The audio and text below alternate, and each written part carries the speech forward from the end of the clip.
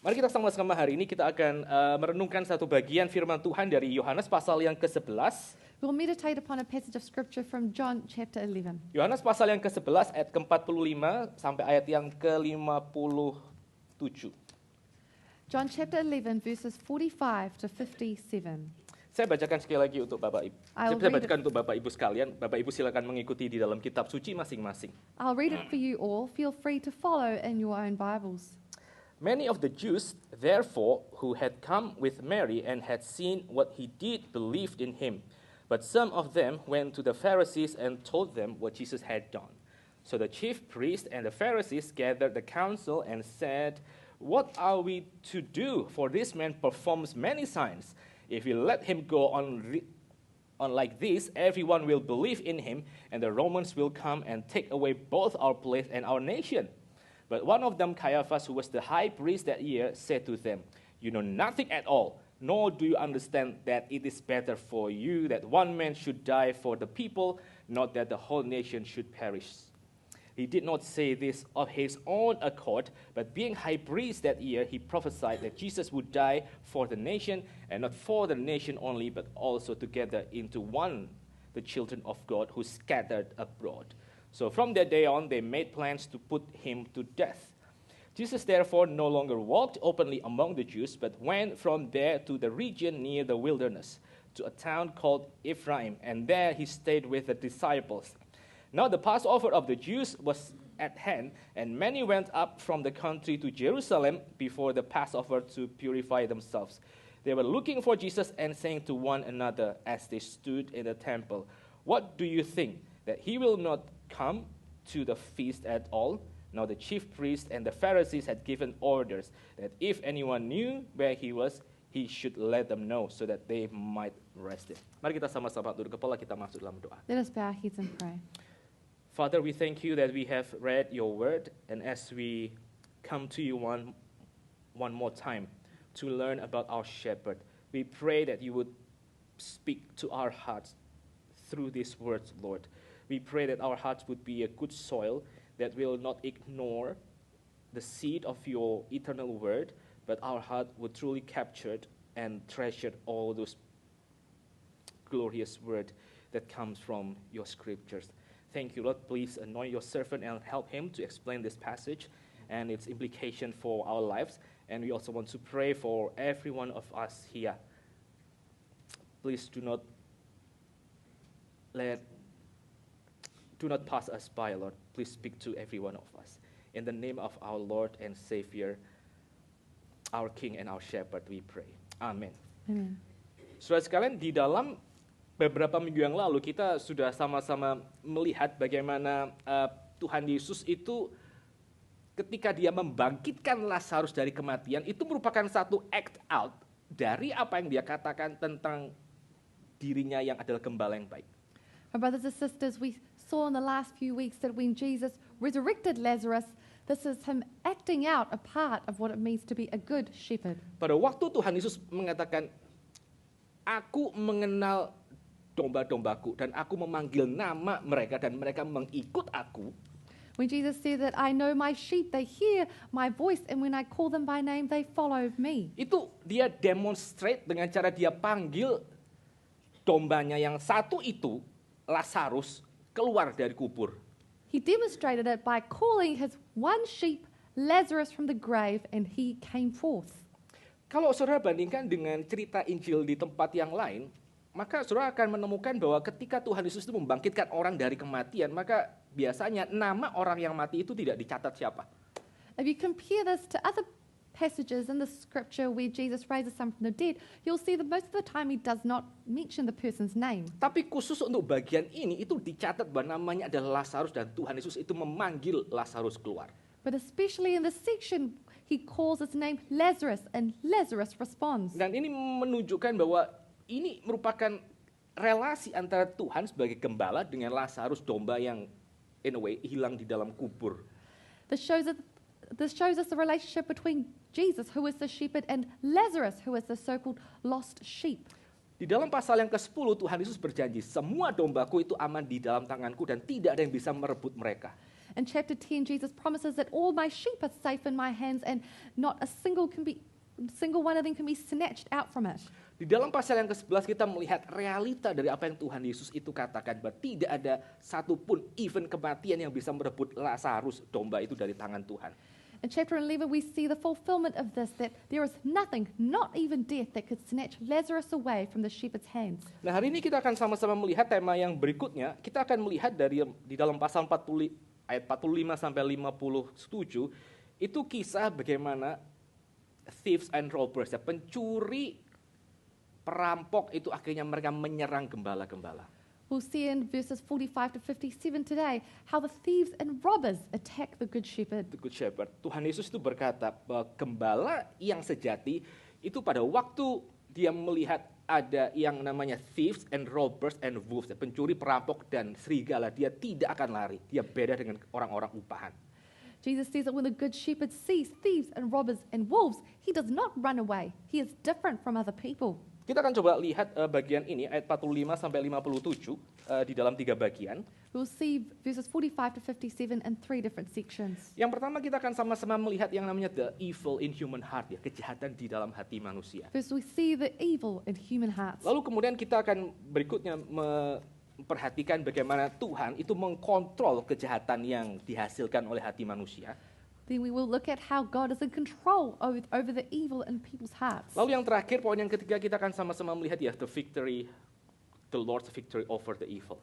And third, we will see Jesus' victory over evil. Kita perhatikan ayat yang ke-45 sampai ayat yang ke-58, the evil in human heart. Let us see verses 45 to 57, the evil in human's heart. Saudara, kalau saudara melihat di dalam bagian ini, ayat ke-45 sampai ayat yang ke-48, saudara menemukan bahwa orang-orang Yahudi yang pada waktu mereka melihat Maria itu datang ke kubur Lazarus, mereka ikut bersama-sama pergi ke sana dan menyaksikan Lazarus bangkit dari kematian. You see in verses 45 to 48 that there is a group of Jews who had gone with Mary to Lazarus' tomb and they witnessed this miracle of resurrection. Lalu di sini dikatakan bahwa mereka akhirnya percaya kepada Tuhan Yesus. And it is said here that they then believed upon Jesus. Ya, mereka believe in him, mereka percaya kepada dia. They believed in him.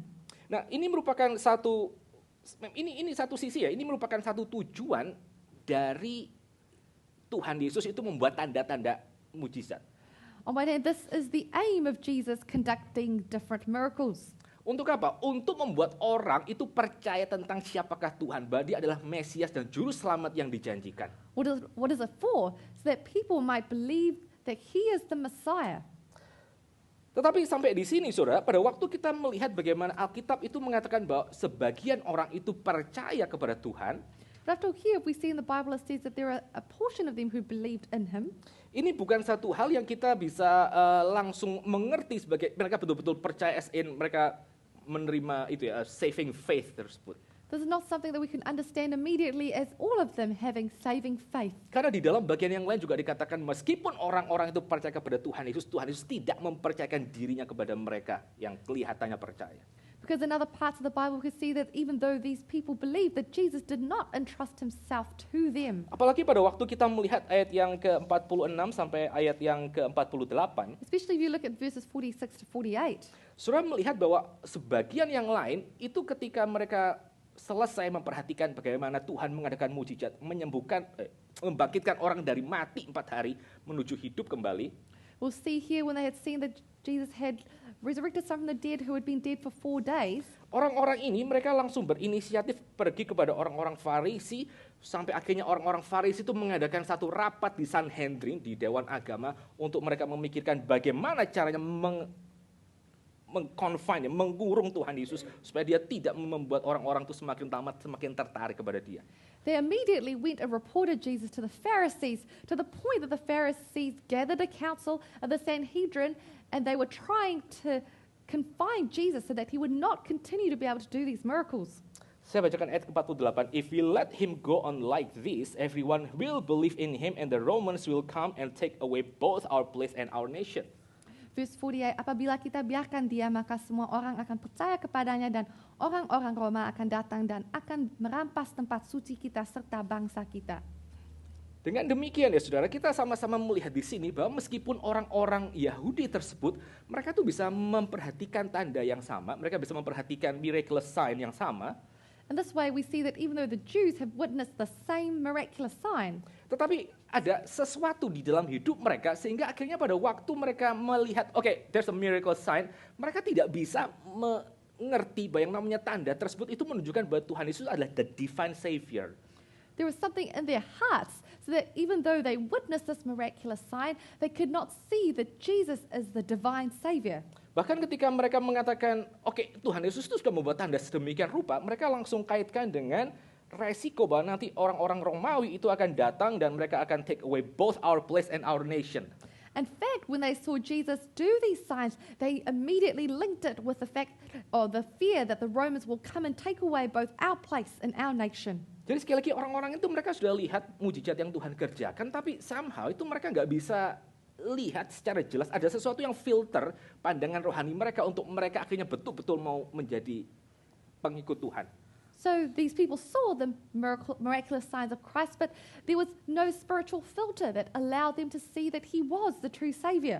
Apa masalahnya, saudara? What is the problem? Masalahnya seperti yang tadi kita baru saja lihat, mereka melihat bahwa yang namanya tanda yang dikerjakan oleh Tuhan, itu mereka kontraskan dengan resiko yang mereka harus hadapi sebagai apa? Sebagai yang namanya bangsa Yahudi.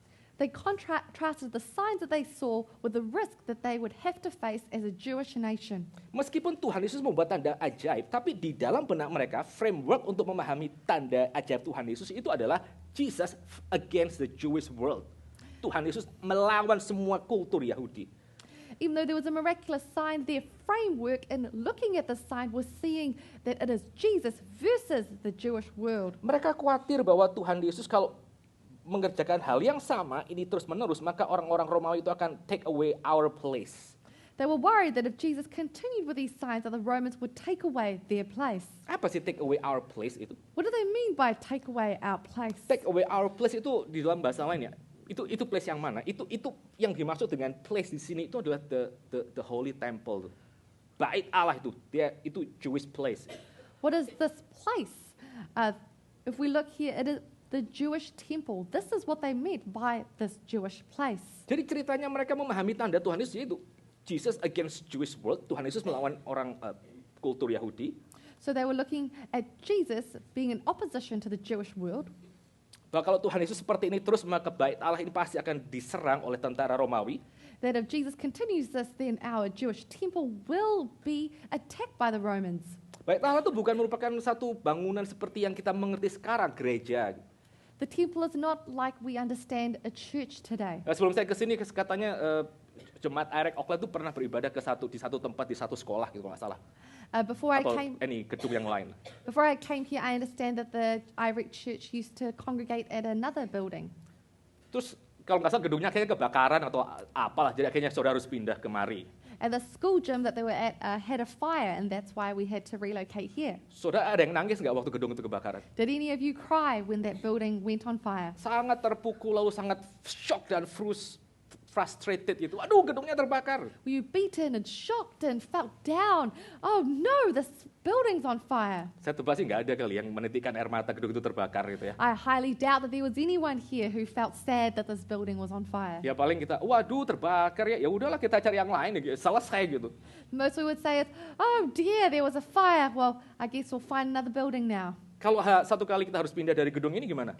What if we have to move from this building one day? Ya paling kita ngomel, ampun lah lebih jauh lagi itu kita mesti driving kemana gitu ya. Gak ada bus yang lebih gampang misalnya. We might complain and say, oh, it's a bit further than we used to be. You have to take the bus there longer. Tapi saya tebak juga nggak akan ada yang menitikkan air mata karena kehilangan Parnell ini. But no one's going to cry because we lost Parnell building. Apalagi kalau ternyata gedung yang baru lebih dekat dengan tempat kita gitu kan. Especially if the new building is closer to our house. Nah, tapi yang namanya bait Allah itu bukan seperti Parnell, saudara. But the temple is not like Parnell. Yang namanya bait Allah di dalam kacamata orang Yahudi, ini merupakan satu perwujudan bahwa Allah itu hadir menyertai mereka. The temple for the Jewish people is a physical symbol that God is in their midst. Bahwa mereka adalah umat pilihan. Jadi yang namanya Bait Allah itu merupakan core dari seluruh worldview mereka itu ada di dalam Bait Allah itu. Itu identitas mereka. The temple is at the core of their worldview. It is the core of their identity. It is a sign that they are the chosen people. Jadi mereka tuh sangat khawatir kalau misalnya Tuhan Yesus dibiarkan maka Bait Allah ini akan hilang. They were very worried that if Jesus continued, that this temple would be destroyed. Bukan cuma Bait Allahnya yang hilang kalau diserang orang Romawi, tapi juga sekaligus seluruh bangsa Israel itu akan dilenyapkan oleh orang Romawi. And it is not just the temple they feared would be destroyed, but in fact the whole Jewish nation. Dan itu merupakan satu peristiwa yang traumatik. It is a very traumatic event for them. Itu waktu saya studi di Australia, saya tuh baru sense satu hal yang saya nggak pernah sadari di Indonesia. When I studied in Australia, I gained a sense of something I never recognized in Indonesia. Yaitu relasi antara orang Yahudi dengan Injil. Itu satu hal yang ternyata luar biasa diselidiki oleh orang-orang di kultur barat. Gitu. That is the relationship between the Jews and the gospel is something that has been explored deeply by European cultures. Jadi terutama evangelical scholar yang mereka berusaha menjelaskan, hang on, sebetulnya Injil ini tidak antisemit loh. Gitu. Ada isu seperti itu yang didiskusikan. So the evangelical scholars, they would discuss issues like the gospel is not anti-Semitic. Tapi ya karena apa? Karena buat European culture itu peristiwa Holocaust itu. Holocaust itu satu hal yang traumatik.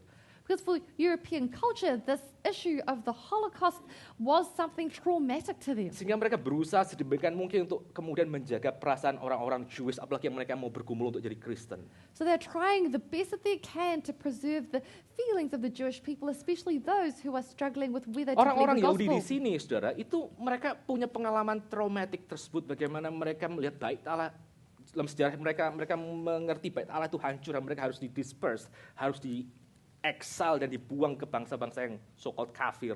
Mereka pernah punya pengalaman itu ratusan tahun sebelumnya. But the Jewish people, it was very traumatic in their memory that their temple had been destroyed and they had been dispersed among many nations. And this was something that they had to endure several hundred years ago. Ironisnya, saudara, meskipun mereka akhirnya berusaha untuk membunuh Tuhan Yesus ya, dan memang Tuhan Yesus mati, tapi anyway, Bait Allah itu tetap hancur di tahun 70. The irony was even though they tried to kill Jesus and succeeded in the end, the temple was destroyed anyway in AD 70. Dan bahkan seluruh bangsa Yahudi itu akhirnya mereka harus takluk tahun 73. And in fact, the entire Jewish nation had to admit defeat in AD 73. Dan baru tahun berapa ya? Tahun 49, I think, Israel itu baru merdeka lagi. Itu ribuan tahun mereka baru dapat tanah mereka. And it was only in 1949 that Israel gained independence. This was nearly 1,000 years after this event. Saudara, di dalam bagian yang pertama ini, ayat 45 sampai ayat yang ke-48, kita mau belajar satu hal. So verses 45 to 48, we want to learn one thing. Bahwa sekali lagi untuk percaya kepada Tuhan Yesus itu perlu yang namanya anugerah. Once again, it is to believe in Jesus Christ requires grace. Karena kalau tidak ada anugerah Tuhan yang datang kepada hidup kita, maka kita akan lihat Tuhan Yesus ya just miracle workers. Kita cuma akan seleksi apa arti mujizat Tuhan Yesus berdasarkan kacamata yang kita sedang pakai. Because without the grace of God, we will only see Jesus as a miracle worker. We will selectively look at his different works and decide which of those are relevant to us. Ya, orang Islam kalau lihat Tuhan Yesus mengerjakan mujizat, ya mereka nggak akan kepikir this is the Son of God, the eternal Son of God, anak Allah. Mereka nggak akan kepikir itu karena mereka punya kacamata mereka sendiri. So when the Jewish people saw Jesus performing signs, they didn't think he is the Messiah. They were looking at these miracles through their own rose-tinted glasses. Perlu anugerah untuk percaya kepada Tuhan Yesus. We need grace to believe upon Jesus Christ. Jangankan orang agama lain, saudara, itu satu kali ya, anak saya tuh ngomong sama saya. My child once said to me, Daddy, tahu nggak ya, kalau aku ini tidak dilahirkan di dalam keluarga Kristen, Daddy, did you know that if I was not born in a Christian family, kayaknya aku akan lihat yang namanya cerita Tuhan Yesus itu sebagai kayak fairy tale. I think I would think that Jesus Christ's story is a fairy tale. Aduh, saya nggak bisa ngomong apa-apa gitu. I couldn't say anything to my child. Ya, saudara, itu perlu anugerah gitu. Kalau saudara tanya sama saya, anak saya kan nggak ada sini. Kalau saudara tanya sama saya, Yes, it requires grace. And if you ask me, apakah anak saya itu betul-betul percaya kepada Tuhan Yesus at this point? Does my child truly believe upon Jesus at this point? Saya lebih leaning mungkin enggak loh. I'm more belum. leaning on the side of no, not yet. Yang saya kerjakan sekarang ya cuma kasih tahu mereka what is the gospel, jelasinlah kita dari kitab Roma, apa itu Injil dan segala macam, dan hopefully at some point waktu mereka pergi meninggalkan rumah mereka mungkin akan sedikit wayward gitu ya, mungkin terus akan sedikit tersesat, terus Tuhan pukul, terus mereka ingat lagi Injil, just itu. What I can only do is preach the gospel to them again and more deeply, going through the book of Romans, and hopefully even one day when they leave home, even if they are wayward, that the Lord would hit them with the gospel once again and remind them of it. Tapi sekali lagi kita diingatkan bagian ini bahwa yang namanya untuk betul-betul percaya kepada Tuhan Yesus itu perlu anugerah Tuhan. But here we see that to believe upon Jesus, we require grace. Dan pada waktu kita merenungkan ini adalah anugerah Tuhan, maka kita juga perlu berpikir, apakah kita sebetulnya adalah orang-orang yang menerima anugerah tersebut? So we see this as the grace of God. We have to reflect on whether we have received the grace of God first. Saudara tanya, saudara ini sebenarnya, saudara ini sheep, saudari adalah domba, Ask yourself, are you sheep seperti Lazarus, like Lazarus? atau saudara ini sebenarnya merupakan orang banyak yang hore-hore aja nonton, wih Tuhan Yesus mengerjakan ini dan itu, tapi ya nothing to do with me lah. Well, you're just part of the crowd. You're so excited seeing Jesus do all these things, but it's not relevant to you. Cuma tim hore aja lihat Tuhan Yesus, wow bisa ini dan itu lah ya, kita tahu Tuhan Yesus itu siapa, tapi ya actually nothing to do with me. You just get hyped, you clap and you get excited that Jesus is doing these things, but ultimately he has nothing to do with you. Atau yang ketiga, kita lihat bahwa kita ini sebetulnya jangan-jangan termasuk dari robbers and thieves. Kita ini bagian dari pencuri dan perampok-perampok itu yang berusaha untuk menyingkirkan Tuhan Yesus. Or are you part of the robbers and the thieves? Are you part of the group who are trying to get rid of Jesus? Jadi sambil kita tuh mendengar Injil tuh diberitakan setiap hari Minggu di dalam tempat ini, kita mesti tanya, apakah kita ini betul-betul percaya kepada Tuhan Yesus? So as we hear the gospel being preached week after week, we have to ask ourselves, am I truly saved? Apakah saudara ini punya satu sukacita dan satu eagerness untuk bisa selalu ada bersama dengan Tuhan? Do you have a joy and an eagerness to be forever with God? Ataukah saudara tuh semakin lama semakin melihat bagaimana Injil tuh luar biasa indahnya dan saudara luar biasa beruntungnya bisa percaya kepada Tuhan? Do you see the gospel as beautiful and that you are so blessed to be able to believe upon it? Saya khawatir saudara, sama seperti orang-orang Yahudi di tempat ini, mereka punya agenda sendiri dan itu memblok pengertian tentang siapakah Tuhan Yesus untuk secara jelas mereka lihat. I worry that like the Jews, we might have an agenda in our minds that blocks us from seeing who Jesus truly is. Kita mungkin jangan-jangan punya agenda kita sendiri sehingga kita kesulitan untuk kita juga untuk kita betul-betul datang kepada Tuhan seperti domba-domba Tuhan. We might have our own agendas that makes it difficult for us to come to God like his sheep. Yang betul-betul cherish akan kabar baik dan Injil tersebut. Who truly cherishes the good news in the gospel. Tadi waktu kita doakan juga Pak Rituan kan juga sempat sharing tentang pengalaman kerusuhan di Indonesia itu membuat orang itu menyebar ke berbagai macam tempat dan salah satu hasilnya adalah gereja ini. In our prayer just now, Mr. Ridwan raised the riots in 1998 that caused the dispersion of many Indonesians to different places, including here, which is why we have this church now. Certainly, saudara, itu kita menghindari bahaya itu bukan sesuatu yang salah, itu satu hal yang normal. Certainly, brothers and sisters, running away from danger is not something that is bad, that is something normal. Tapi seperti yang kita lihat di dalam Kisah Para Rasul, But as we see in the book of Acts, waktu orang-orang percaya itu menghindari bahaya, itu mereka tetap core concern dalam hidup mereka itu adalah bagaimana mereka bisa mengenal Tuhan dan melayani Tuhan. when Christians avoid danger, their core concern is still how can they know God and serve God. Makanya kemana-mana tuh mereka masih terus ngomong tentang Tuhan Yesus dan Injil tambah lama tambah menyebar. So regardless of where they went, they still continue to speak of Christ, and that way the gospel continue to spread. Dalam bagian ini ya, saya khawatir kalau misalnya kita tuh akhirnya hari ini kita ada di New Zealand, At this section, I fear that if we continue to live in New Zealand, dengan core concern kita itu, kepedulian kita yang paling utama adalah pokoknya saya mau hidup lebih enak dari Indonesia. with our core concern, our primary aim being that we want to live a more comfortable life than in Indonesia. Itu saja, dan kita tuh nggak ada concern sama sekali tentang Injil, tentang mengenal Tuhan dan seterusnya sampai di sini. That alone, and we have no concern about the gospel or the church or anything like that. Maka agenda seperti itu ya. I just want to live a comfortable life in New Zealand. That's it and that's all. Saya cuma mau hidup yang enak di New Zealand, cuma itu saja. Maka agenda kita itu akan memblok pengertian kita tentang siapakah Tuhan dan apakah dia relevan dengan hidup kita atau enggak. That agenda of I just want to live a comfortable life in New Zealand, that will block our minds from understanding who Jesus is and how he is relevant to our lives. Karena at the end of the day, maka yang namanya living in New Zealand, that's the good news itu. Ini the good news sesungguhnya. Tuhan Yesus itu ya, penting lah gitu. Malah bisa mengganggu kadang-kadang. Because at the end of the day, this is the good news, living the comfortable life, not the good news of Jesus. In fact, sometimes Jesus even gets in the way of the good life. Itu evil heart ya, yang menseleksi siapakah Tuhan Yesus itu datang dari karena kita punya agenda. That is the evil heart that selects out Jesus because we have an agenda. Dan agenda itu hanya bisa kemudian dihancurkan kalau Tuhan itu bekerja di dalam anugerahnya. And this agenda could only be torn down if God is working in His grace. Dan salah satu tanda saudara tahu anugerah Tuhan sedang bekerja. Kalau sekarang saudara juga mulai akhirnya risau gitu. Iya, gue ini udah terima anugerah Tuhan atau belum gitu. Apakah saya benar-benar percaya atau enggak itu kepada Tuhan Yesus, kok hidup saya seperti ini?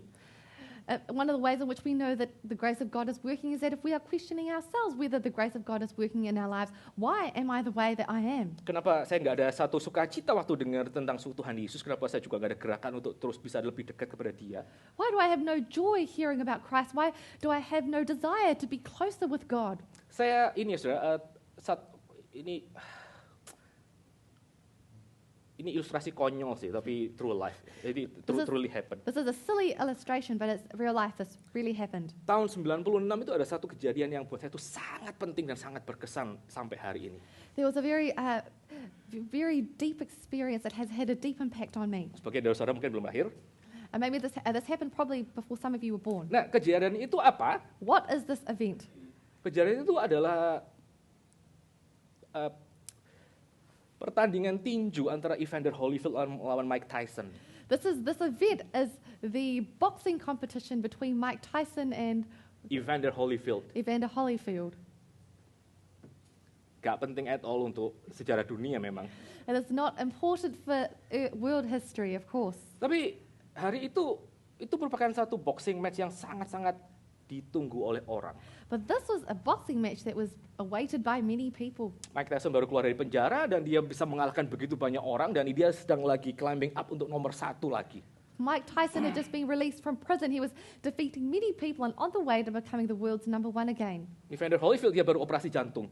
Evander Holyfield just had cardiac surgery. Setelah jantungnya bocor sekian lama. After his heart had a leak. Anyway, saudara, itu akhirnya semua orang mengunggulkan Mike Tyson. Saya mungkin saya termasuk sebagian kecil orang yang side with Evander Holyfield. So everyone was on the side of Mike Tyson. I was one of the few people was on the side of Evander Holyfield. Dan pertandingan itu akhirnya Mike Tyson KO. But in that competition, Mike Tyson got KO'd.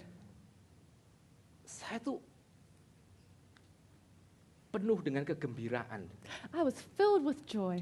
Saya tuh nonton sendirian sampai akhirnya saya waktu tahu Mike Tyson itu akhirnya kalah itu saya bisa teriak-teriak.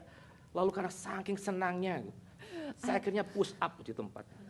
I watched this by myself, and when Mike Tyson got KO'd, I was so happy. I was screaming up and down to the point that I was doing push-ups. Saya perlu keluarin adrenalin itu. I needed to release all my adrenaline. And akhirnya setelah itu,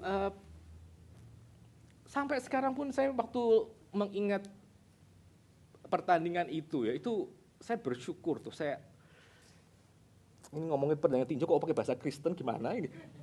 Saya tuh sangat masih tergerak gitu loh. When I remember this competition, I must say that I'm still touched. Kadang-kadang dulu bukan sekarang. Kadang-kadang masih putar-putar lagi pertandingan itu kalau di YouTube gitu.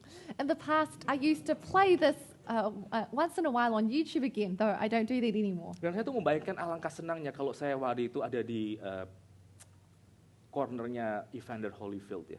I was glad I was in the corner of Evander Holyfield. Itu satu ilustrasi yang ya konyol lah. Ini pendeta cap apa sih ini? Yeah, what sort of example is this? What kind of silly pastor am I? Tapi ini saudara, itu apa? Saya coba bisa membayangkan gitu.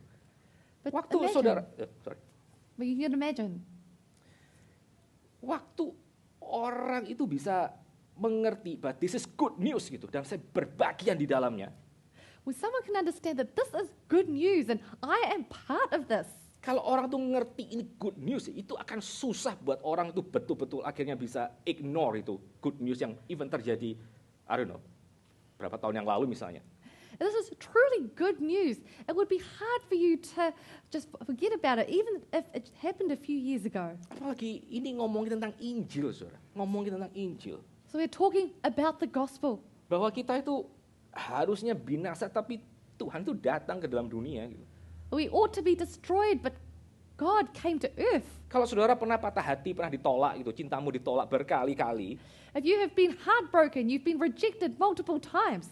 lalu saudara itu bisa dengar, ini ada pribadi yang gak ada untungnya untuk mendapatkan diri saudara, tapi dia mau turun ke dalam dunia dan dia mau mati di atas kayu salib. You hear there is this individual who gains nothing but comes to earth so that they could have a relationship with you. Saudara akan kemudian misalnya menemukan bahwa semua pengharapan saudara untuk diterima itu puncaknya itu akan lihat kepada salib Kristus yang menerima saudara di tengah semua penolakanmu. Dia adalah the ultimate answer of your existential questions of love. You find that your desire to be accepted, the peak of it all is in Christ, who has accepted you completely, that He is the answer to all of your existential questions and desire to be loved. Tapi sekali lagi saudara, kalau misalnya kita tuh gak ada satu gejolak untuk kita, ada satu desire untuk kita semakin dekat dengan Tuhan, semakin lama semakin melihat bagaimana salib Kristus itu luar biasa indahnya. But again, brothers and sisters, if we do not have a desire in our hearts to grow closer to Christ, to see His cross as more and more beautiful, Dan saudara akhirnya di dalam kerohanian saudara tuh bisa kemudian akhirnya bisa bersandar dan bisa just sink yourself in the spiritual couch, tenggelam di dalam kenyamanan hidup saudara. and if you just relax spiritually and sink down into your spiritual couch, Mungkin selama ini ada satu filter yang itu blocking out pandangan saudara untuk ngerti tentang siapakah Tuhan Yesus.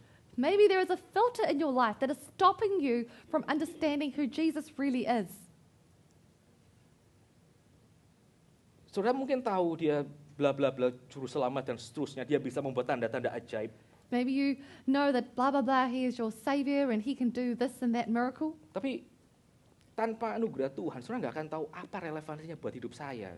Without the grace of God, you would not know why it is relevant to you. Karena yang paling penting adalah sekarang saya di New Zealand. Because what is most important now is that I'm in New Zealand. Saya kasih tahu satu hal ya, yang satu pelajaran rohani yang penting dari Injil Yohanes. I want to give you an important spiritual lesson from the book of John. Di dalam Injil Yohanes itu ada prinsip, ada pola seperti ini. In the book of John, there is a pattern like this. Kalau orang tuh dapat makan yang banyak, If people receive much food, mereka akan dengar satu hal. they will hear one thing. I am the bread of life. Akulah roti hidup, kata Tuhan Yesus. I am the bread of life, says Christ Jesus. Pada waktu Lazarus itu dibangkitkan, Tuhan berkata, akulah kebangkitan dan hidup. When Lazarus was resurrected, Jesus said, I am the resurrection and the life. Pada waktu mata orang buta itu dicelikkan, maka Tuhan berkata, I am the light of the world. Akulah terang dunia. When the eyes of the blind man were given sight, Jesus says, I am the light of the world. Dengan kata lain apa? In other words, Dengan kata lain, di dalam perspektif Injil Yohanes, from the perspective of the Gospel of John, maka setiap good blessings yang saudara tuh terima di dalam dunia ini, itu berfungsi untuk menuntun saudara semakin ngelihat adalah diri Tuhan sendiri yang menjadi pemenuhan puncak dari sukacita saudara yang hari ini. every good blessing that you receive from God is meant to point you towards giver, which is the peak of all of your desires. Saudara cari rasa aman, saudara cari ini ya, cari titel, cari pengakuan orang bahwa saudara punya, let's say, titel dari universitas di sini. You are keen to get a title, to get prestige from people. For example, you want a title from one of the New Zealand universities. Begitu saudara dapat yang namanya sertifikat, whatever itu, sertifikat apa namanya? Sertifikat kelulusan.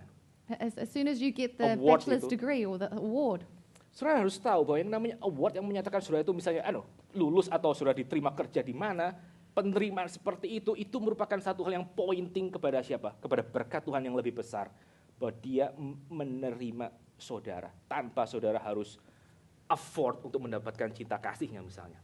you have to realize that when you've received your title or your degree and you get your job, that this blessing is pointing towards an even greater blessing, God who has accepted you and loved you. Misalnya merasa aman, saudara sudah diterima di satu tempat kerja yang sangat baik. If you've been accepted in a really good work position, Perasaan aman itu kalau menurut Injil Yohanes itu harus menuntun saudara untuk melihat bahwa di dalam Kristus itu saudara mendapatkan rasa aman dan sukacita dan comfort yang paling besar. the feeling of safety that you have according to the book of John is something that should point you towards God, in which you have the ultimate safety. Tanpa itu saudara akan memperlakukan Tuhan itu sesuai dengan agenda saudara. Without that, you will use Jesus according to your own agenda. To the point akhirnya saudara, orang-orang Farisi di sini mereka merasa Tuhan Yesus terlalu berbahaya untuk agenda pribadi mereka sehingga mereka harus mengenyahkan diri Tuhan. To the point that the Pharisees here thought that Jesus was dangerous for their own personal agenda and they had to kill Jesus. Sekarang kita coba lihat poin yang kedua, poin yang berikutnya. We're to see the second point. Ayat yang ke-49 sampai ayat yang ke-52. Verse 49 to 52. Di dalam pasal ayat yang ke-49 sampai ke-52, maka salah satu dari orang-orang Yahudi yaitu Kayafas, seorang imam besar, Verses 59 to 42, there is Caiaphas, who is the high priest. dia mengatakan bahwa ketimbang seluruh bangsa ini binasa, mending satu orang itu yang binasa. He says that it is better that one man should die for the people, not that the whole nation should perish. Kayafas itu high priest, dia imam besar yang paling tinggi yang memimpin sidang Sanhedrin, sidang agama tentang untuk memutuskan nasib Tuhan Yesus akan seperti apa. Caiaphas was the high priest and he had the task of leading the Sanhedrin committee regarding what they should do about Jesus. Ya, salah satu tugasnya adalah dia harus menyerahkan kurban dan harus masuk ke dalam ruang maha kudus untuk mendamaikan antara Tuhan dengan umatnya. One of his tasks is that he had to give the sacrifice, he had to go into the temple in order to make the sacrifice to have peace between God and man. Tapi di sini saudara, Kayafas itu menjadi imam besar yang sekarang tugasnya adalah mendamaikan antara orang Israel dengan the Roman Caesar, dengan Kaisar Romawi itu. But now Caiaphas' role was that he had to bring peace between the Jewish people and the Roman Caesar. Urusannya sekarang bagaimana orang-orang Yahudi itu mendapatkan blessing, favor, and benediction dari Roman Caesar. So the question is now, how can the Jewish people receive blessing, benediction, and peace from the Roman Caesar? Imam besar itu dia mengorkestrasi seluruh sidang Sanhedrin untuk akhirnya apa? Untuk akhirnya mereka membunuh Tuhan Yesus. The high priest gathered together the committee of the Sanhedrin and planned to kill Jesus. Kalau Tuhan Yesus itu adalah the good shepherd, lalu imam besar Kayafas ini siapa? If Jesus is the good shepherd, who is Caiaphas the priest? Kayafas itu adalah the leader of these thieves and robbers yang akan membunuh gembala tersebut. The Caiaphas is the head of these thieves and robbers who want to kill the good shepherd. Saudara bisa lihat di sini ya, di hadapan orang, saudara mau seberapa saleh sekalipun, saudara mau berapa penting sekalipun, You see here, regardless of how godly you might seem, Alkitab Injil Yohanes itu mengatakan bahwa ukuran Kayafas pada akhirnya itu bagaimana dia bereaksi kepada diri Tuhan Yesus. That's it. the measure of Caiaphas as a person was in his reaction to the person of Jesus Christ, and that's it. Berapa orang yang akhirnya mau mendengarkan Kayafas? Oke, kita setuju dukung Kayafas, itu tidak penting sama sekali untuk menentukan Kayafas itu sebetulnya berapa harganya di hadapan Tuhan. Regardless of how many people agreed with Caiaphas, this had nothing to do with how valuable Caiaphas was in God's eyes. Saudara lihat di sini, di dalam relasi dengan Tuhan Yesus, maka hati orang itu semua terbongkar menurut kitab suci. We see this relationship with Jesus Christ, people's hearts are broken, as I can see. nilai satu orang itu dinilai dari berapa dia menerima atau menolak Tuhan Yesus. Cuman itu. The mark of a person is in whether they accept or reject Christ, and that's it. Dan pada waktu Kayafas itu mengatakan sekarang mari kita sama-sama bersepakat kita harus bunuh Tuhan Yesus untuk survival dari seluruh bangsa kita. In the moment that Caiaphas said that we must kill Christ for the survival of our nation, Saudara lihat apa yang Tuhan kerjakan, bagaimana dia mengkontrol kejahatan tersebut. you see what God does and how he controls this evil. Ayat ke-51 Alkitab mengatakan bahwa Kayafas hari itu dia sebetulnya sedang bernubuat bahwa Tuhan Yesus dia akan mati untuk seluruh bangsa. Bahkan juga untuk semua anak-anak Allah. Tuhan Yesus akan mati buat siapa? Buat domba-dombanya. In verse 51 it says that Caiaphas was prophesying that Jesus would die for the nation, and not for the nation only, but also to gather into one the children of God, so that he would die for his sheep. Orang itu punya evil heart di dalam dirinya karena mereka punya agenda sendiri yang itu berlawanan dengan agenda Tuhan Yesus. People have an evil heart because in their hearts they have an agenda that is an opposition to God's agenda. Tapi Tuhan, ini cara kekristenan. Tuhan itu menggunakan rencana jahat mereka untuk menggenapi rencananya sendiri. But this is a way of Christianity. God used their evil plans in order to accomplish his own plan. Ini pola di dalam kekristenan. This is the pattern in Christianity. Jadi kalau saudara pernah satu kali tanya, kenapa ya kalau Tuhan itu baik? So you ask, why is God good? Sehingga dia harus membiarkan ini dan ini terjadi di dalam hidup saya. So that he would allow this and that to happen in my life. Ya jawabannya adalah apa? The answer is, Jawabannya adalah itu merupakan the God of the Scriptures, bahwa dia begitu berdaulat sehingga dia bisa pakai hal yang paling buruk untuk kemuliaannya dan untuk extend his kingdom. the answer is that this is the God of Scriptures, that he could use the most evil and dark thing in order to fulfill his plan and glorify himself. Kalau saudara tuh susah menerima, kenapa ya Tuhan yang katanya baik dan penuh cinta kasih dia bisa membiarkan kejadian yang penuh tragedi ini terjadi dalam hidup saya? Harusnya tidak demikian, bla bla bla dan seterusnya sampai akhirnya saudara memutuskan, oke, gak usah Kristen-Kristenan kalau gitu. If it's difficult for you to accept that, why has God allowed this thing to happen in my life that is so bad? And you say all of these things and in the end you decide, oh, I don't want to be a Christian anymore. Maka jangan-jangan sebenarnya saudara itu sedang menyembah Allah yang bukan dikatakan oleh kitab suci loh. Saudara sedang menyembah Allah versi agama lain kali. Maybe you are worshiping a God that is not spoken of in Scriptures. Maybe you are worshiping a God of another religion. Saudara bisa pakai bahasa-bahasa Kristen untuk mendefinisikan Allah ini siapa, tapi sebelumnya yang saudara percaya dalam hati itu bukan Allah kitab suci. You might use Christian words to define who God is, but in your heart, that is not the true God you are worshiping. Nanti ketawanya waktu kapan? Ketawanya waktu kita mengalami tragedi, itu kita baru tahu seberapa kita akhirnya betul-betul percaya kepada Allah kitab suci. How do we know? We know when tragedy happens in our lives, and our reactions will show us whether we truly believe in the God of Scripture. Kayafas itu merencanakan pembunuhan Tuhan Yesus, tapi di dalam kedaulatan Allah menggunakannya untuk menggenapi rencana keselamatannya. Saudara. Caiaphas planned for the death of Christ, but God, in His sovereignty, used it to fulfill His prophecy. Bahkan lebih lanjut, saudara nanti akan sama-sama melihat kalau Kayafas sebagai imam besar itu dia berencana untuk mendamaikan antara Israel dengan tentara Romawi melalui mengkorbankan diri Tuhan Yesus. You will see later that if Caiaphas had planned to unite the Jewish and Roman people through the sacrifice of Jesus, Maka Alkitab itu mengatakan di dalam rencana yang jahat tersebut maka Tuhan pakai untuk menampilkan Tuhan Yesus. Bahwa Tuhan Yesus is the true high priest. Tuhan Yesus adalah imam besar yang sesungguhnya. we see that God has used that event, in fact, to show that Jesus is the true high priest. Yang dia akan mendamaikan antara orang Israel dengan siapa? Dengan diri Allah yang pernah memimpin nenek moyang mereka keluar dari tanah Mesir. Who will bring the Israelite people into peace with the God who had led their ancestors out of Egypt. Kadang-kadang satu bagian yang lain. Kadang-kadang itu kita pikir yang namanya sudah tahu doktrin substitusi, tahu nggak? Substitusi. Sometimes we think that the doctrine of substitution. Are you familiar with that term? Tuhan Yesus mati buat saya supaya saya boleh mendapatkan hidup kekal. Jesus died for me so that I might have eternal life. Saya kasih dosa saya kepada Tuhan Yesus kasih His perfect life kepada saya.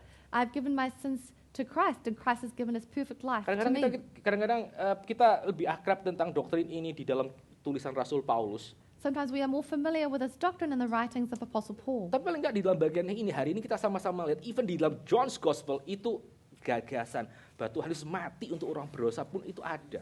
But we see here that in the Gospel of John, there is already this theme of an innocent man dying for sinful people. Ada ide tentang namanya substitusi di dalam Injil Yohanes. There is already an idea of substitution in the Gospel of Nah, John. waktu kita sama-sama melihat bagaimana Tuhan tuh bisa mengkontrol kejahatan, menggunakannya untuk tujuannya, apa yang kita bisa pelajari untuk hidup kita? Saudara? So if you see how God uses evil to accomplish good, what can we learn? Kalau misalnya, kalau memang Tuhan menggunakan apapun, baik yang baik maupun yang jahat, untuk extending His kingdom, untuk memperluas kerajaannya, If God can use anything, whether that is good or bad, in order to extend His kingdom, maka kita harus memilih hari ini. Apakah saudara mau kasih hidup saudara untuk secara positif dipakai oleh Tuhan? Ataukah saudara mengatakan, ya sudahlah pokoknya saya bisa hidup sesuka-suka saya, karena toh hasilnya juga untuk Tuhan. Saudara bisa pilih dua ini. we have to choose whether we are going to allow God to use our lives positively or we're going to be used negatively because, well, it doesn't matter. God's will be accomplished anyway. We must choose between these two things. Dan Alkitab itu mengatakan apa? Alkitab itu mengatakan lebih bahagia orang yang betul-betul berjalan bersama dengan Tuhan dan secara positif itu melayani Tuhan. The Bible states, blessed is the man who truly walks with God and walks in a positive way with Him. Beberapa waktu yang lalu saudara di Indonesia, A few moments ago in Indonesia, itu ada satu kejadian yang agak menghebohkan gitu. there was an event that caused some drama. Again, kejadian nggak penting banget sebetulnya. It's not a very Tapi ini important event, I think good illustration, hopefully. but I think this is a good illustration, hopefully. Ada satu rencana sebetulnya yang namanya Timnas National Football Team Argentina itu main ke Indonesia. Ya emang main sih akhirnya. The Argentinian football team came to play in Indonesia. Lalu orang Indonesia itu semua bersuka cita karena ada timnas Argentina akan datang ke tempat kita dan kita akan melawan mereka. And Indonesians were so happy because this team from Argentina is going to come and play against us. Karena apa? Karena mereka pengen itu main lawan Lionel Messi. Why? Because they wanted to play against this one player called Messi. Ternyata Lionel Messi nggak jadi datang ke Indonesia, cuma teman-temannya doang. But it turns out that Lionel Messi didn't come to Indonesia, it was just his teammates. Lah ributlah satu Indonesia gitu. So Indonesia was very bothered by this. Akhirnya akhirnya mereka melawan timnas Argentina, tapi tanpa Lionel Messi ada di dalamnya. In the end, they played against Argentina but without Lionel Messi in the Itu team. interesting ya saudara. That's interesting. Bahkan orang itu bisa merasa terhormat, mendapatkan kehormatan kalau mereka bisa melawan Lionel Messi. People can feel honored that they're able to play against Lionel Messi. Bahkan mungkin mereka juga sangat-sangat terhormat kalau misalnya gawang mereka itu kebobolan dari tendangannya Lionel Messi. They might even feel respected if they got knocked out by a kick by Lionel Messi. Di tackle Lionel Messi pun rela itu jatuh yang paling indah. It's the most beautiful thing to be defeated by him. Bisa kayak drama Korea, bisa slow motion terus waktu jatuh bisa menitikkan air mata. In the drama Korea, you'd fall in slow motion while crying happy tears. Orang itu bisa merasa sangat terhormat itu menjadi lawan orang lain. A person can feel very honored to be able to oppose someone else. Nah, saudara bisa bayangkan itu berapa lebih honornya orang-orang yang mereka bermain satu tim itu dengan Messi. You can imagine how honored people would feel to be playing on the same team as Lionel Messi. Pada waktu ada pertandingan sepak bola itu, siapa sih yang paling sukacita? When there was a football match, who was the happiest? Yang paling sukacita, saudara, itu kalau timnya menang. The happiest person is when there is a winning team. Penonton memang penonton sukacita. The crowd is very excited. Tapi yang paling sukacita itu siapa? Yang paling sukacita ya tim yang menang itu yang paling bersukacita, yang main di lapangan itu yang mereka yang paling punya sukacita terbesar. But the most joyful people are the people in the team, the people who are playing and participating in the game on the field. Saudara ngerti ya bagian ini?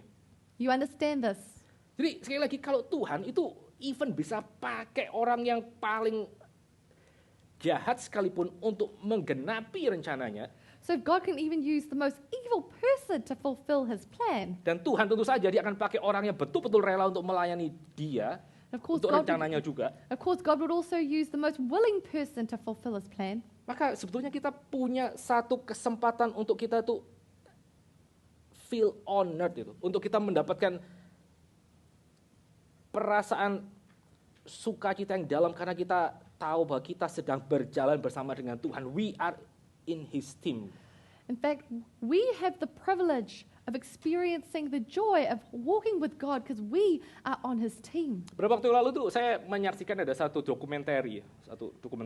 Some time ago I watched a documentary Tentang SEAL Team 6 yang pasukan khusus Amerika yang mau tangkap Osama bin Laden. about the SEALs team, the special forces unit in the US that were going after Osama bin Laden. Itu mereka mempersiapkan diri dan mereka tahu ini mungkin kami tidak akan kembali dari misi ini. They prepared themselves and they understood that they might not come back from this mission. Dari turun sampai akhirnya mematikan bin Laden itu cuma hitungan berapa menit. From the time they arrived and the time they killed Osama bin Laden, it was a very short period of time. Miraculously, gak ada satu orang pun tentara Amerika yang mati. Miraculously, there was not a single American soldier who Terus pada died. waktu mereka pulang di dalam helikopter, And when they went home in the helicopter, mereka bilang satu hal. they said one thing. Hari ini kita mengerjakan sesuatu yang jauh lebih besar dari kepentingan kita, dari nyawa kita sekalipun. We are doing something for America. Today we are doing something that is far greater, something that is beyond ourselves and even our own needs. We are doing something for America. Saudara pernah nggak saudara tanya, like, today I'm doing something more important than myself. I'm doing something for the kingdom of God. Have you ever said to yourself, today I am doing something Hari ini saya important? berbuat sesuatu yang jauh lebih besar untuk hidup saya. Saya mengerjakan sesuatu untuk kerajaan Allah karena rajanya pernah mati bagi saya. Today I'm doing something far more important than myself. I'm doing something for the kingdom of God whose king has given his life for me. Kita hari ini kita mesti belajar jujur tentang hati kita di hadapan Tuhan, saudara. We have to learn to be honest in our hearts towards Saudara God. tanya, sebenarnya saudara punya agenda apa dalam hidup ini? Ask yourself, what is your agenda in this life? Yang akhirnya tuh menghalangi saudara untuk saudara tuh just put your whole heart di dalam pekerjaan Tuhan. What is blocking you from putting your whole heart into God's work? Dan pada waktu saudara ada di luar maksud dan rencana Tuhan, saudara nggak akan dapat sukacita yang terlalu besar. But when you are outside of God's plan, you will not receive that abundant joy. Ya, saudara akan mungkin tetap menikmati berkat-berkat Tuhan yang dia berikan setiap hari. You might enjoy the blessings that He gives in your daily life, Tapi sukacita ada bersama-sama berjalan bersama dengan Tuhan in one team gitu. but joy is walking with God, part of the same team. Itu yang akan saudara miss dalam hidup saudara. That is what you will miss in your life. Beberapa hari ini selama liburan sekolah saya banyak bacain bahas kitab Roma kepada anak-anak. During the school holidays, I've discussed the book of Romans much with my children. Lalu ada satu hal yang sangat menarik di kitab Roma pasal yang pertama. There's something very interesting in Romans chapter 1. Murka Allah itu dinyatakan kepada orang berdosa. The wrath of God has been displayed to sinners. Caranya gimana? In what way? Orang berdosa dalam Roma pasal pertama, mereka menukarkan kemuliaan sang pencipta dengan kemuliaan ciptaan. Mereka menyembah idolatry. In Romans chapter 1, people have exchanged the glory of God with things of this world. And so they are worshipping the idols of this world. Lalu akhirnya Tuhan menyatakan murkanya melalui apa? Melalui dia menyerahkan orang-orang berdosa ini untuk mereka menikmati akan percabulan dan kejahatan. Menyerahkan mereka ke dalam nafsu mereka. And God displayed his wrath, his anger, by allowing these people to enjoy their lusts, to be turned over to their own sins. Sehingga wanita menyukai wanita dan pria menyukai pria. So that women like other women and men love other men. Tapi kalau kita lihat misalnya dalam bagian itu, saudara akan belajar satu hal yang sangat penting. But if you look at this section, you will learn something very important. Waktu orang itu bisa merasa mereka bisa buang Tuhan, when people feel that they could throw God away, dan mereka bisa melakukan apapun yang mereka inginkan, that they could do whatever they want, penyebabnya cuma satu hal, there is only one cause. yaitu Tuhan pertama sudah buang mereka terlebih dahulu. That is God who has already thrown them away. Kalau Tuhan tidak buang kamu, maka kamu tidak mungkin bisa buang Tuhan. If God has not thrown you away, you would not be able to throw him away.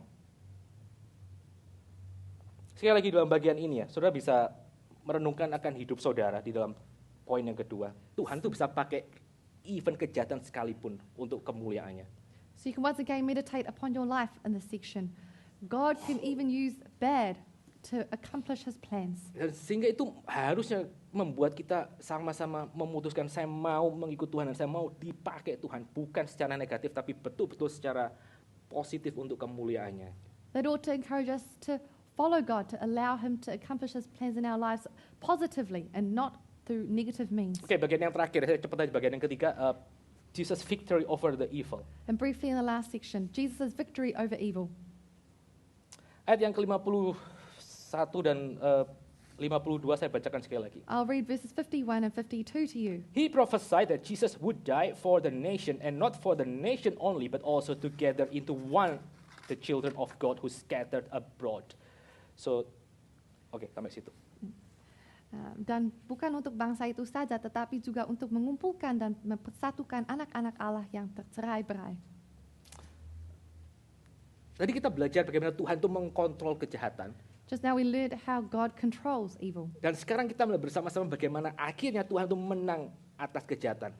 Now we see how God has won over Kalau evil. saudara lihat dalam Injil Yohanes, maka saudara akan menemukan pada akhirnya bait Allah yang sejati itu diberikan pada waktu Kristus itu datang ke dalam dunia. We'll see in the Gospel of John that the true temple of God was given when Christ came to the Waktu world. Tuhan Yesus naik ke atas kayu salib, begitu dia mati, dia menyerahkan rohnya. When Christ went on the cross, he delivered up his soul. Alkitab mengatakan Injil Yohanes ya, dia menundukkan kepalanya dan dia menyerahkan rohnya. And the Gospel of John says that Jesus bowed his head and gave up his spirit. Berarti apa? Berarti rohnya itu diserahkan untuk mereka yang berada di bawah kaki salib.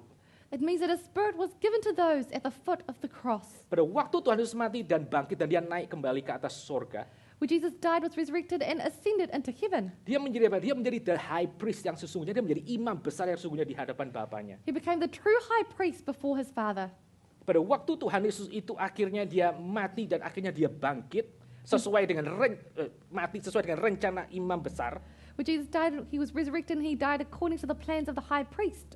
maka dia betul-betul menyelamatkan bukan hanya orang-orang Israel tapi juga semua anak-anak Allah yang tercerai-berai. He truly saved not just the Israelites, but all of God's people who have been spread abroad, dispersed. Gembala yang baik itu dia menyerahkan nyawanya untuk domba-dombanya melalui rencana jahat imam besar Kayafas dan semua orang-orang yang mau menyingkirkan Tuhan Yesus. The good shepherd gave his life due to the plans of Caiaphas and all the people who wished him ill. Tuhan Yesus mengatakan ya, aku bisa meletakkan nyawaku dan aku bisa ambil nyawaku kembali. Jesus says, I have the authority to lay down my life and to take it back. Dan itu semua kita baru lihat karena dia mati di atas kayu dan akhirnya dia bangkit kembali. We see all of this because he died on the cross and he rose again. Bagian yang terakhir, saudara, kita bisa sama-sama merefleksikan. Pada waktu kita memilih untuk ada di dalam sisi Tuhan Yesus, pada waktu kita masuk di dalam timnya Tuhan Yesus, We can reflect that when we choose to be on Jesus' team, begitu saudara di dalam Tuhan Yesus, maka saudara itu sudah mendapatkan yang namanya kemenangan. when you are in Christ, you have received victory.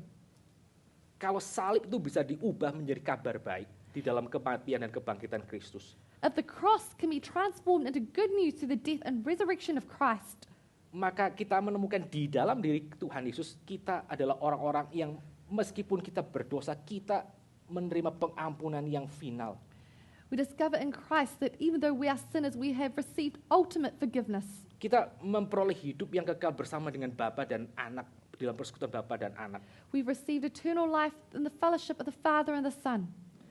Karena Tuhan Yesus dia bisa menang atas kejahatan dan juga atas rencana orang-orang yang demikian membenci dia.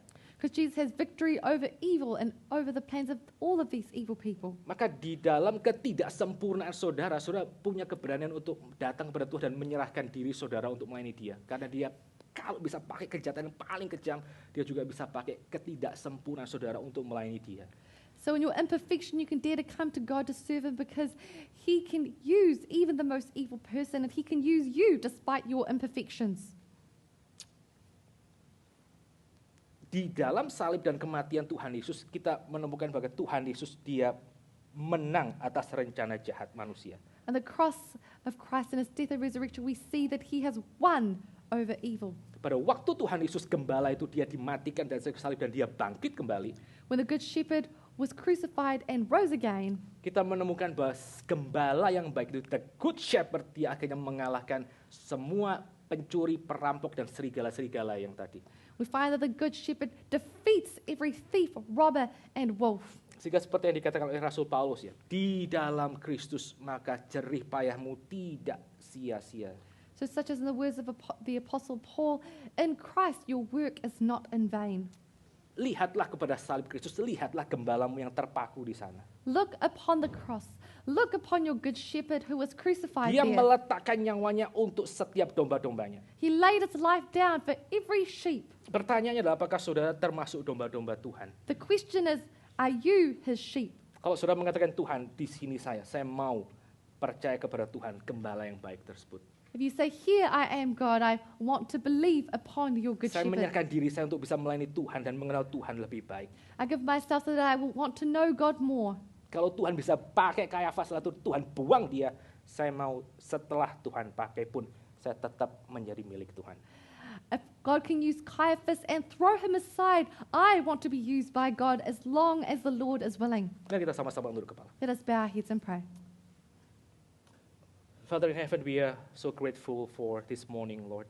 Lord, we here on earth, we only have this one life, Lord, that would soon end.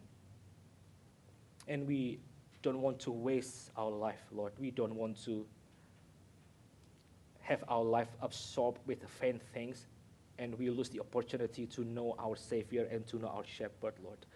Lord, we pray that you would give us and you would give us this awareness, give us this longing to know you more, to appreciate the beauty and the glory of the death and the resurrections of Jesus Christ, our Shepherd, Lord. And we pray that this concern will be the major concern in our life, the utmost things that we seek with our own heart, with the whole of our life, Lord. Thank you, Lord. We don't want to be the bystander that see the work of God just pass away before our eyes. We want to be part of your work, Lord. We want to walk behind our shepherd. We want to walk closely to him that we can see the mark of his love on his hands and on his feet. Thank you, Lord. Please hear our prayer. And we pray that you would revive your sheep here to love you even more and to walk you further and to experience you in a deeper way. In the name of our Lord and Savior, Jesus Christ, we pray. Amen.